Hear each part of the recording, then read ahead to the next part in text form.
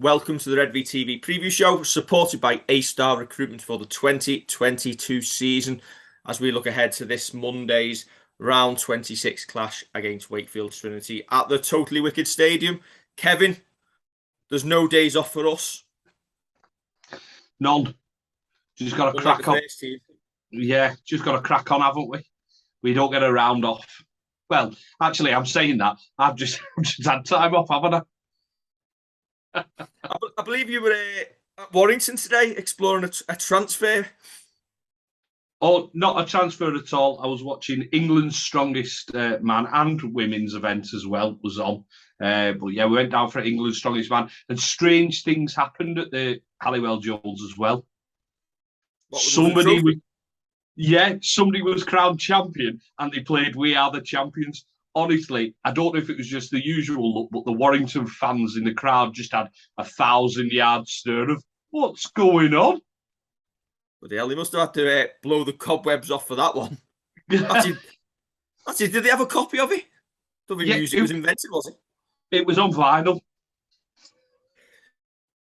Right, Kevin. I'm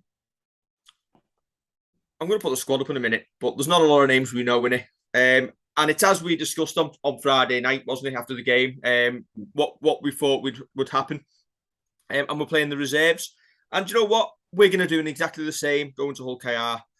And for me, listen, the clubs are doing exactly what they should be doing, but it makes Super League an absolute shambles and an embarrassment that they have scheduled 2 games in 4 days the week before the playoffs essentially start. And they expect clubs to go and flog the players after a long, hard season and risk fatigue injuries in contests that essentially for Saints and for Wakefield probably don't mean very much. And listen, Wakefield is definitely doesn't mean anything. And for us, with the league leaders, with another game to go, if we need to, we can play players. But they're wasting everyone's time. And unfortunately, fans will have paid money out to, watch Stars of the Future. But we shouldn't be in a position where we need to be going tomorrow to watch what is essentially a reserve fixture. This is the second time we've done this year as well, to try and mitigate getting these injuries, to try and give our players a rest. You're right. I mean, they devalue it from a start by having first place essentially mean nothing. Top 2 is all you need for that home semi-final. As things stand, it doesn't matter finishing top. In all likelihood, we will finish top. Great. Another trophy on the sideboard. Fantastic. But you're right. When player welfare, and this goes across the clubs, this isn't just a Saints thing. When it goes across the clubs, you see players, Hull have had to loan our players, Hull KR have had to loan our players. When you've got teams like that scrabbling about to borrow other teams' recruits who aren't getting games at the parent club because they've got so many injuries, you've got to think that the thought process that went in behind this, and I get it's because of the World Cup, and I'm trying to fit it in. The thought process behind this, really, if they look back at it and they hand on heart think about what they've done, I sound like a school teacher there, but if they think about what they've done, they've got to admit it's a big mistake. They've got to admit that they could do it better.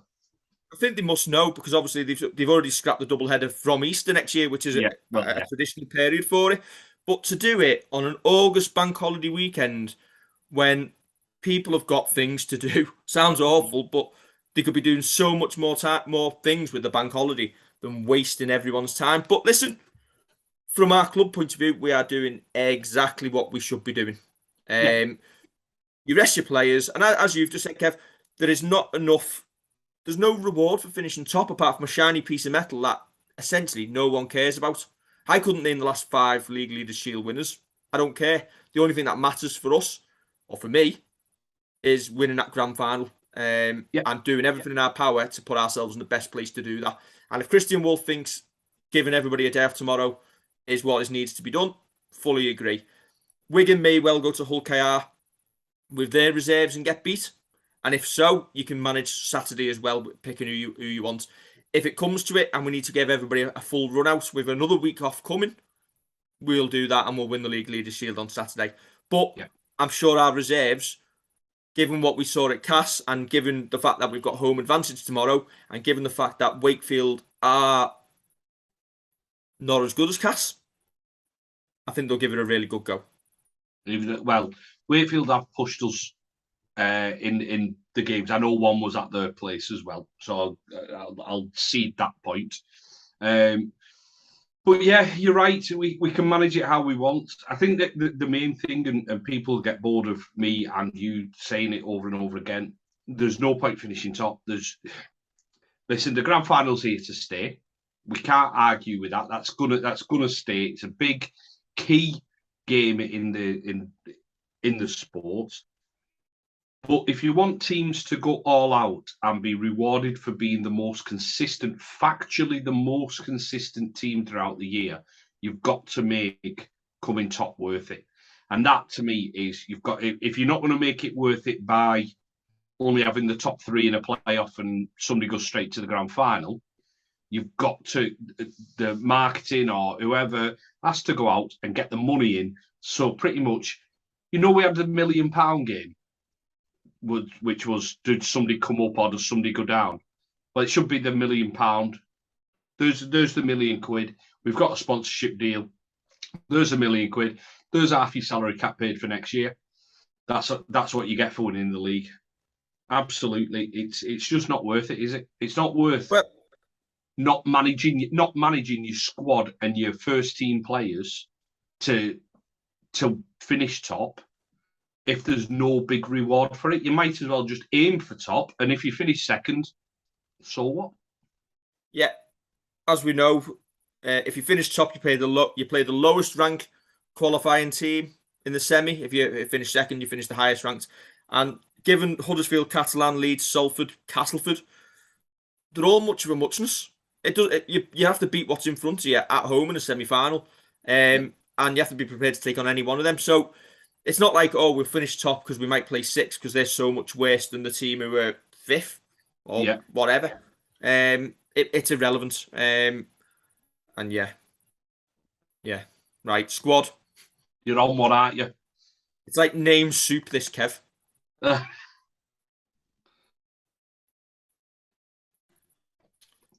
Brilliant. Pick a team from that. Yeah, well, that's it. It's a tough one, isn't it? Because obviously Tommy missed out on the Wigan squad with, was it fluid on the knee? He had some swelling and it hadn't quite gone down. I know how that feels. Yeah. Are you over that, by the way? For people who don't know, on Friday. Put it one way. I've only been in the squad on Friday like Tommy, but I might have been in the squad tomorrow. Yeah. On Friday, when we turned up, when we met up at the train station, Dave's knee had started ballooning, and by the end of the game, it took him a good minute more than even me at my heavyweight to get down the stairs from the back of the stand. He's the walking wounded. Big raps to the walk-in centre on Saturday morning. I did go and get it checked out. It's possible that it was just a horsefly. But it's balloon. They're nasty then. One thing we do know from that squad is we had 5 of them lads playing in the academy game against Wigan on Saturday. So at least one of them is going to have to back up. Because you've got George Delaney, Mackenzie Buckley, Ellis Archer, King Guilford, and Ben Lane, all who played on Saturday. I think they all played on Saturday. Little fact for you. I am in some way related to King Guilford as well. He's my second cousin, I believe it is. Never met him. Hope he has a long and illustrious career that I can try and leech a signed shirt off him in the near future. You're a user, Kev. You are a user. You didn't want to know him until he was named in Saints' first team squad, and now he's your Bessie. I've been keeping up. I've been keeping up with how he's been doing because he's been playing in the reserves and the academy. So good lad. Listen, do you know what? We joke about obviously being a bit of name soup, but listen, if you look at that squad, I'd imagine that a few of those first team names are going to drop out. I can't see Parsi playing, just because of how essential he is to us moving forward. You could potentially give John Bennison a week off because we can't afford to lose any more backs. If needed, LMS being older than you. Yeah, LMS. I feel bad as someone older than LMS saying because he is one of the elder statesmen of the squad that he probably does get the week off. I think the likes of Joey Lussick play because I do think you need an old head on the park. So I think the likes of Joey Lowick, Joey Lussick, James Bell, they play. Dan Norman obviously plays. Be interested to see if Sam Royal captains us again, like he did at Cass, or whether we'll hand it over to somebody like Lussick or Bell or someone like that. I can see Ben Davis. Tommy Matt plays. You think he captains, but yeah, that's probably. Out of the young lads coming in, obviously Taylor Pemberton did really well against Cass. Highly thought of. He'll go well if he's spelling Joey Lussick at hooker. Danny Moss has been training with the first team the last few weeks. Kev Cunningham will be on the front row because he's a massive fan. And he's been desperate to see him get a game, as of a few others. George Delaney, really highly thought of. Rio Corkill, not going to pronounce the name and get it wrong. I've seen him play for the reserves on the wing. Really quick, fast, big lad who'll do well for us if he comes in.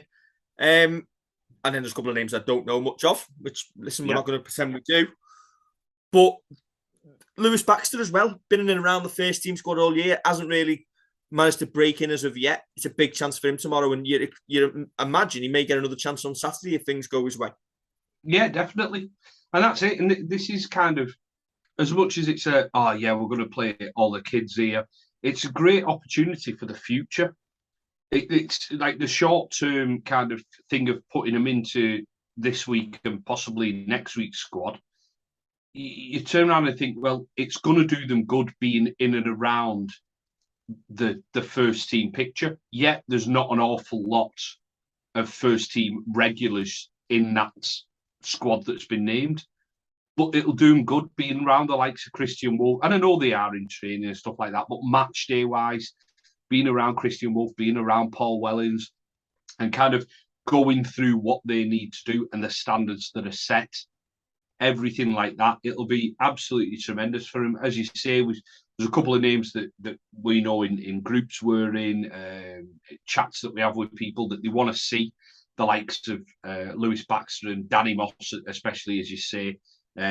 People have been clamouring for him and thought he might be included for a couple of weeks, but it's a lot different going from being part-time to training full-time in just a couple of weeks.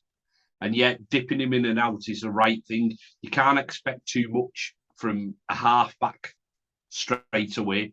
You're not going to get someone who just comes in and is the next Lewis Dodd or plays as well as a Johnny Lomax and is properly influential in that way. You've got to let them learn. You've got to let them kind of, if they're coming up against the likes of Jacob Miller and Lee Gaskell, who've been Mason Lino, who's been around for ages and are very, very clever players and know the little, I'm not going to say dark arts, but you know, the tricks of the trade, how to get that extra 5% on your opposite number. They need to learn in games like this. And as you say, it's a free hit for them. Same as the Cass one was.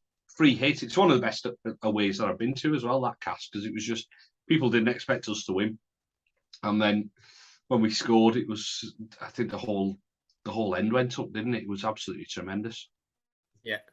I'd put the Wakefield squad up, but they couldn't be bothered producing a graphic, so I'm not even going to bother trying to make it. Willie Poachin has made a couple of changes to the squad. Sid Adebayi returns from injury and could feature for the first time since Easter. Dane Wimrow, Brad Walker and Thomas Minzolt included. But Josh Bowden, David Fafita and Lee Kershaw won't feature. They've won 4 out of the last 5. They come in full of confidence. Yeah. And it'll be a good test for our young lads, and that's all I'm going to say on Wakefield. Yeah, Right, Kev, what four miss out? I'm going to go. Can I go first? Yeah. I'm going to go Josh Sim, because I think he might be carrying a knock. Okay. I agree with that one. Barsi. Yeah. I'm going to write some names down when I'm here. John Bennison, because I think the way our backs go down with injuries, I don't think we can risk somebody who could potentially end up playing in the big games. And I'll say Tommy Makinson, but I wouldn't be shocked if he does play. And the reason I'm picking Louis to play is, thinking about it, is because I think he'll do the Kyle Amor role. Like the older head. At the older head. Just in a couple of stints, just to keep them level-headed on the field. That sounds mad saying Louis the level-headed one. But yeah, and that's my reasoning. If Tommy doesn't miss out, I'll go for Jake Burns.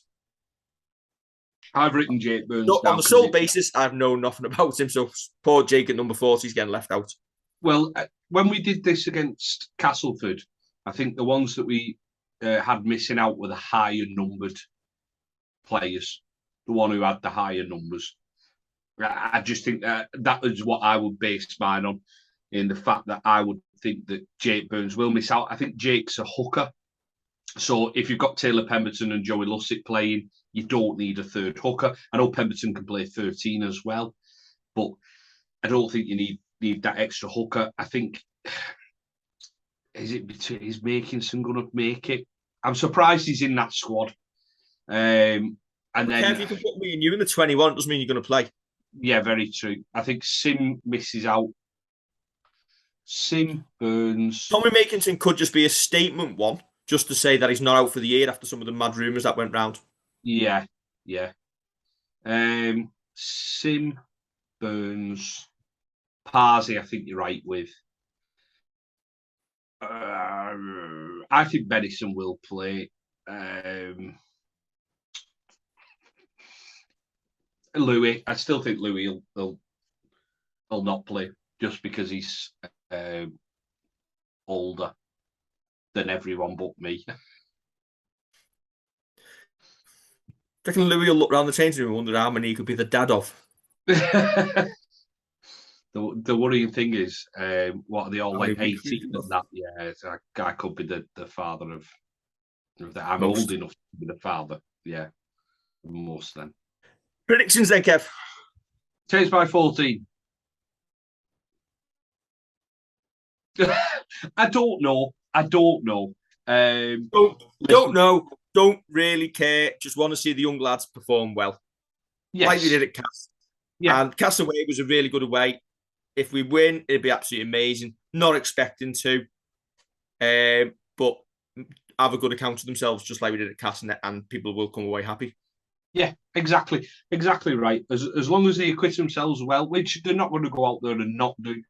But if they go out and acquit themselves well, people see a couple of stars in the future, a couple of lads who are going to have a decent career with us. Yeah, I think that's all we can hope for.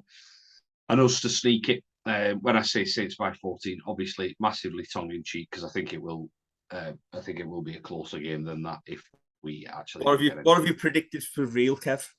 Nothing. Nothing. Nope.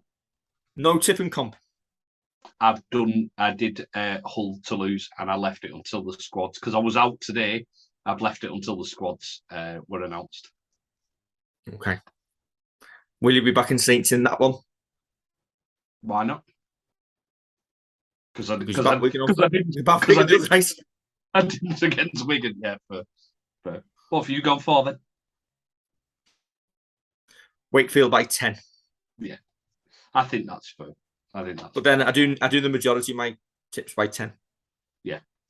And it doesn't involve us. But there we go. Yeah. Right. I'll see you tomorrow, Kevin. Bright and bushy-tailed to a bank holiday feast of rugby league. Yes. Don't forget to like, share, and subscribe. Hang on, don't leave the meeting. Stop the recording. Don't forget to like, share, and subscribe.